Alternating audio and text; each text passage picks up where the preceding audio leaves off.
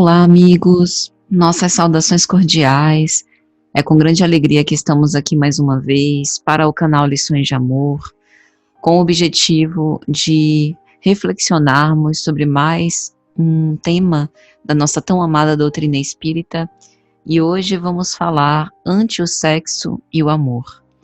Para embasar as nossas reflexões, nós vamos recorrer à questão de número 686 de O Livro dos Espíritos, a parte terceira das leis morais, capítulo 4, terceira lei moral, lei de reprodução.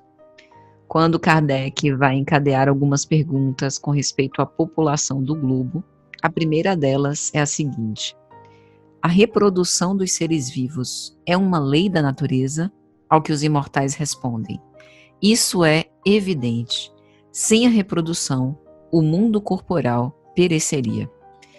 Particularmente, essa é uma das questões que eu mais gosto de O Livro dos Espíritos, porque Deus, na sua infinda misericórdia, nos elege como co-criadores com Ele. Ele que gera a vida, doador da vida, que engendra todos os processos, criou tudo quanto existe, nos convoca para que possamos ceder o envoltório corporal necessário às lutas dos espíritos reencarnantes que retomam o corpo físico, que voltam ao mundo material para as suas experiências. E nessa questão, é tão interessante isso, que fica claro que essa participação é indispensável. E o quanto que, por vezes, nós tratamos esse tipo de assunto com descaso, com descompromisso, com imaturidade, com ignorância. Então é sempre muito útil nós reflexionarmos sobre isso, ante o sexo e o amor. Na obra Espírito e Vida, pelo Espírito Joana de Ângeles, psicografia de Divaldo Franco, ela vai falar que a grande questão, né, dos dilemas, das demandas envolvendo perversões sexuais, desvarios, diz respeito à falta de disciplina.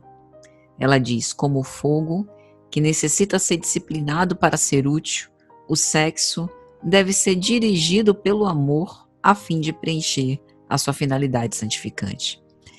Na obra Vida e Sexo, pelo Espírito Emmanuel, psicografia de Chico Xavier, ele vai dizer algo análogo, que em realidade a questão não é de proibição ou liberação sem nenhum tipo de controle, digamos assim. Não repressão, mas disciplina. Ou seja, entender como a gente conduz, né? Ela vai nos lembrar que o sexo perpetua a vida humana nos mistérios procriativos quando bem conduzido, e é o mesmo que escraviza a alma quando transborda desgovernado.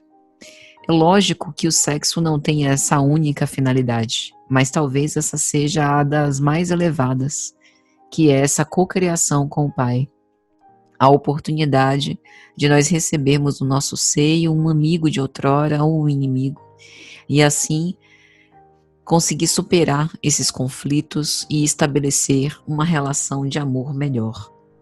Então, é lógico que há a questão do próprio prazer carnal e que isso não está privado, né, a nós por sermos cristãos, por sermos espíritas, mas que nas nossas escolhas a gente assuma a responsabilidade afetiva pelos corações que a gente enlaça, pelas pessoas que a gente encontra, né?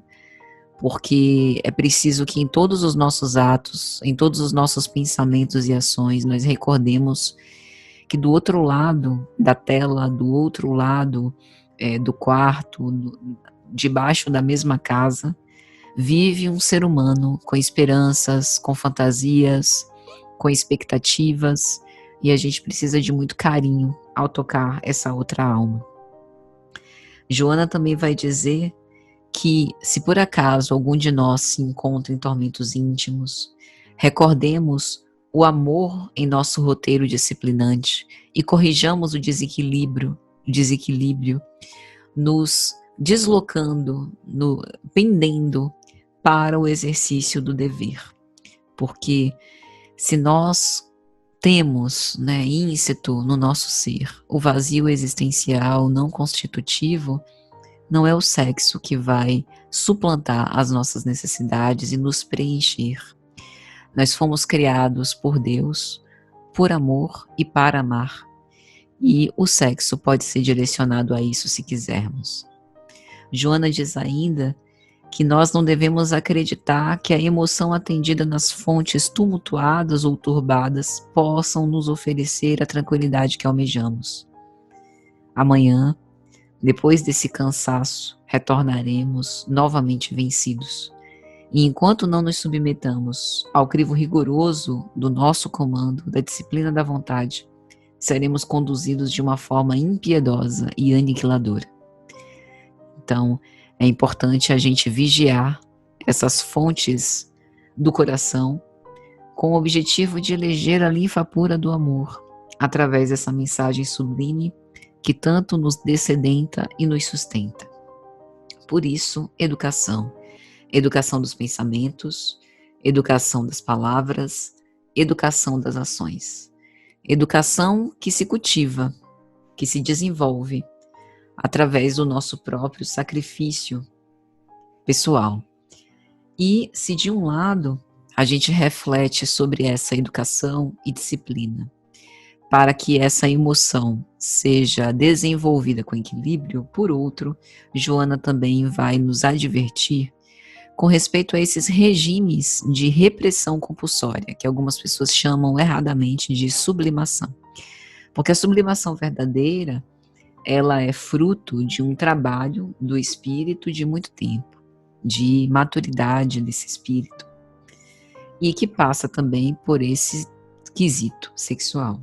Mas quase sempre o que a gente observa é uma tentativa desesperada de coibir, coartar esses impulsos.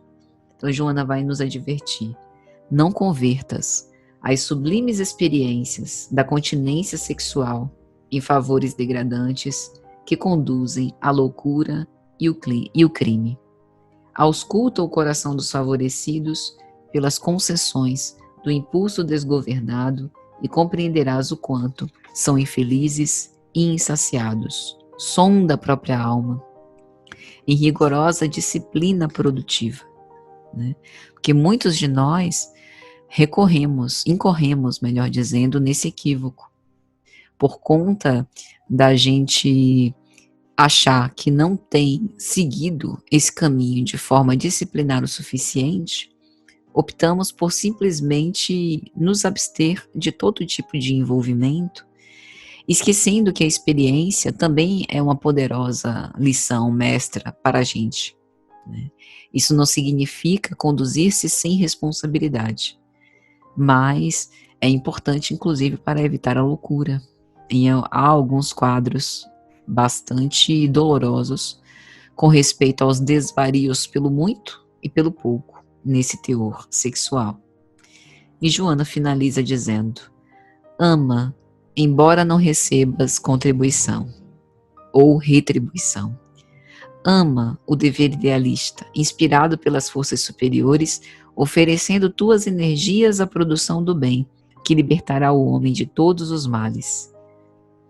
O problema do sexo é do espírito e não do corpo, e só pelo espírito será solucionado. Algumas pessoas ainda hoje teimam em dizer, né, porque a carne é fraca. Mas em verdade, isso, segundo doutrina espírita, não funciona, porque a vontade é a nossa maior potência.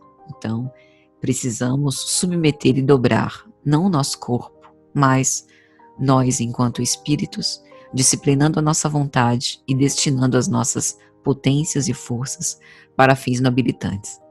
É mais ou menos isso, meus amigos, na esperança que tenha sido de alguma sorte útil, nossos votos de muita paz.